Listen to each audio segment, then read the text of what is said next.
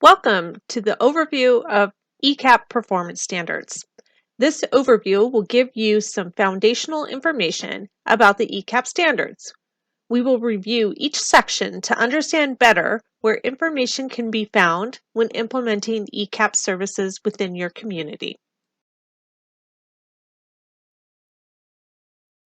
DCYF is responsible for ensuring Washington state laws regarding ECEAP are implemented. Each ECEAP contractor has a contract with DCYF. The contract includes the ECEAP performance standards, which incorporate state law in the Revised Code of Washington, or RCW, and agency rules in Washington Administrative Code, or WAC. ECEAP contractors are responsible for understanding and following their ECEAP contract and the ECEAP performance standards. Many contractors implement best practices that are higher standards than the requirements. Washington has an aligned system that includes child care licensing, early achievers, and ECAP to ensure the health and safety of children and promote child development in early learning environments. Licensing provides the foundation. Early Achievers builds on licensing to focus on strong child outcomes. ECAP has additional requirements for implementing comprehensive services. The following are the categories of the ECAP performance standards. You will notice that these are the same categories that are used in WAC. Section IA is intent and authority. Section CO is child outcomes. Section FEP is family engagement and partnership. PDTR is professional development, training, and requirements. ENV is environments. Section IC is interactions and curriculum. Section PAO stands for program administration and oversight. There are a lot of performance standards. You can't know them all by memory. You'll want to use the standards as a reference document. In this presentation, we're going to be going through the standards together. But first, let's show you where you could find these standards on the ECAP webpage.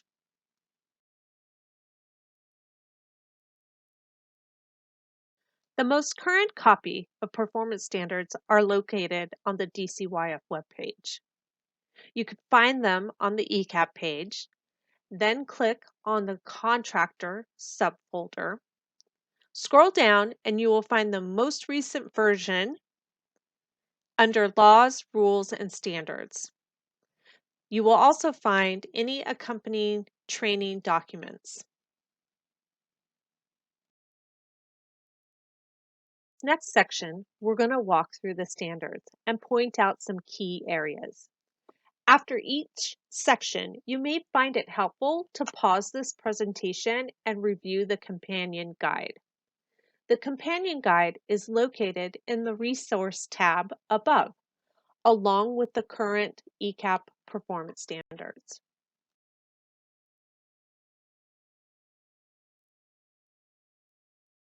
The first section of performance standards is an introduction.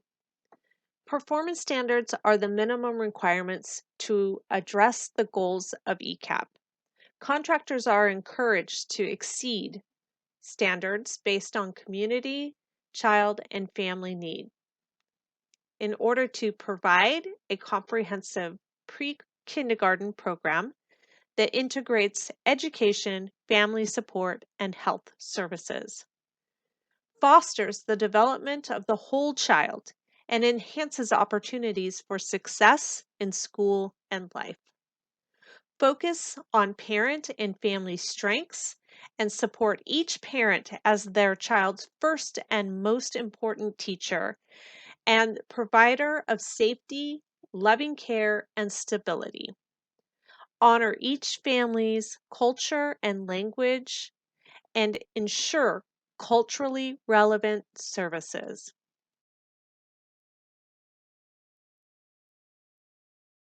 Intent and authority. This section covers the intent and authority behind ECAP performance standards and provides definitions for terms used throughout the performance standards document. We have defined words that are commonly used in ECAP performance standards. Definitions are found on page 2 through 4.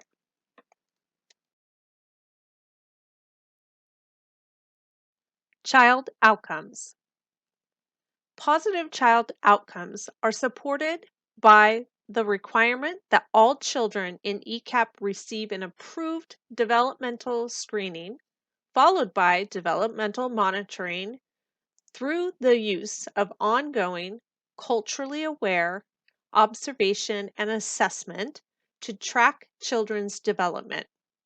Referrals for further evaluation are provided if needed. In the Child Outcomes section of the standards, you can find information on developmental screenings, transitions, observations, teaching strategies goal assessment, and individualizing for each child's goals.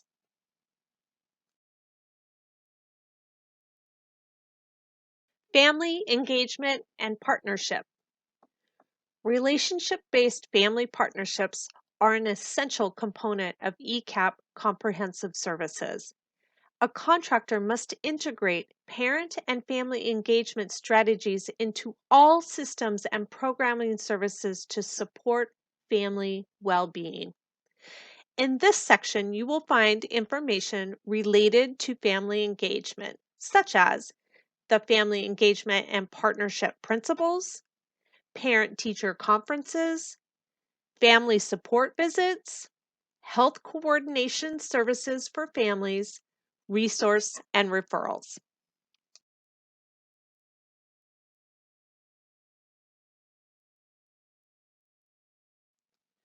Professional development, training, and requirements.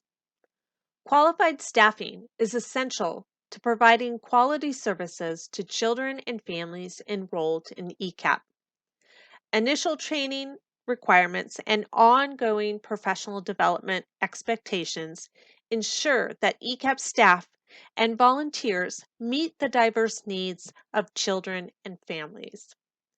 In this section of the standards, you will find information related to ECAP staff annual learning plans, staff qualification and roles, and required training by role.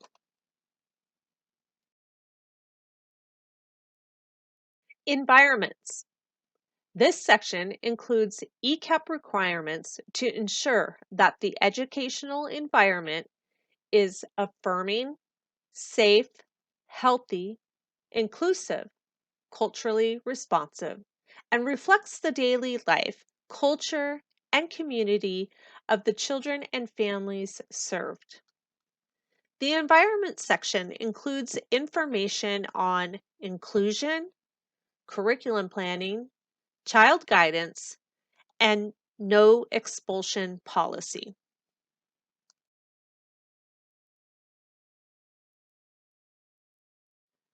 Program administration and oversight. This section includes key components to administering ECAP, such as Policy Council, Continuous Quality Improvement, Service Delivery, Recruitment, Eligibility, Enrollment, and Attendance. The Program Administration and Oversight section also includes key policy and record-keeping standards. This section is our largest section and has to do with program administration, including waivers and variances to ECAP standards, policies and procedures, record keeping and retention, Parent Policy Council, community assessments. Section PAO 37 to PAO 53 have to do with eligibility and enrollment. All staff that plan to enroll families and verify eligibility must take a separate recruitment, enrollment, and eligibility training that can be found on the ELMS homepage.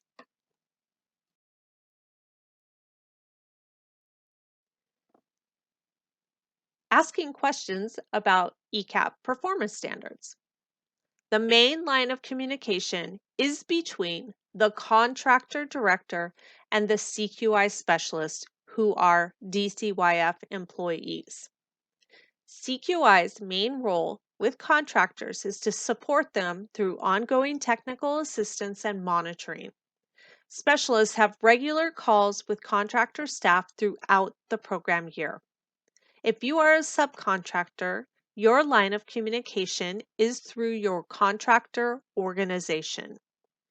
These are what the red arrows indicate: the communication between the subcontractor and contractor, and between the contractor and DCYF. Even if you're not a subcontractor, but a direct service site, we still encourage you to honor the lines of communication and ask your contractor director what is the best way to get questions to DCYF. They may prefer that all questions come to them or another support staff, or they may feel comfortable with you contacting the CQI specialist directly.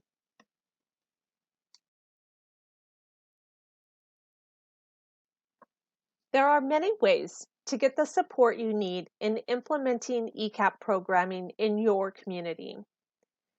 ELMS for any questions around data collection or enrollment and eligibility, Merit for questions about your Merit account, Early Achievers for general questions about early achievers, Teaching Strategies Gold, questions that are related to Teaching Strategies Gold. It is recommended that you CC your CQI specialist so that they may assist you on any follow-ups that are needed. Thank you for taking part of the ECAP Performance Standards Overview. Don't forget to download the companion learning guide to further explore the standards on your own.